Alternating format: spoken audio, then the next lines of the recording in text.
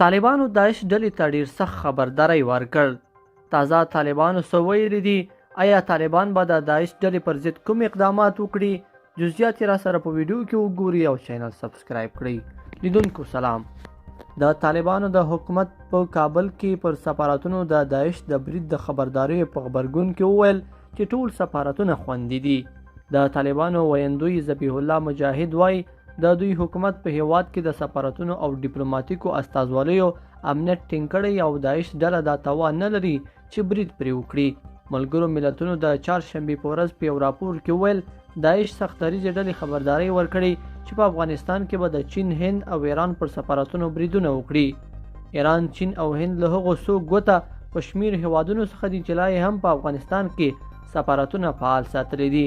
دې ډلې تر دې پخوا په کابل کې د روسي او پاکستان پر سفارتونو او همدارس په دغه ښار کې پر یو هوټل چې چینایان پکې اوسېدل د بریدونو مسؤلیت منلی دی. ملګرو ملتونو د طالبانو د بهرنیو چارو وزارت د سرچینې په اساس ویلي سعودي عربستان د فبروري په 2 د سختدریځو ډلو د ګواښونو په خاطر په کابل کې خپل سفارت بند کړ او خپل ډیپلوماټان اسلام آباد ته ولېږدول.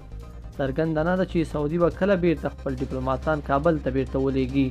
سعودي یو له 2 هیوادونو څخه و چې په کابل کې سفارت پرانیستی و. د ملګرو ملتونو د راپور له مخې د ترکیې او قطر سفارتونه د امنیتي ګواښونو له کبله په لوړه کچه امنیتي ترتیبات نیولي دي.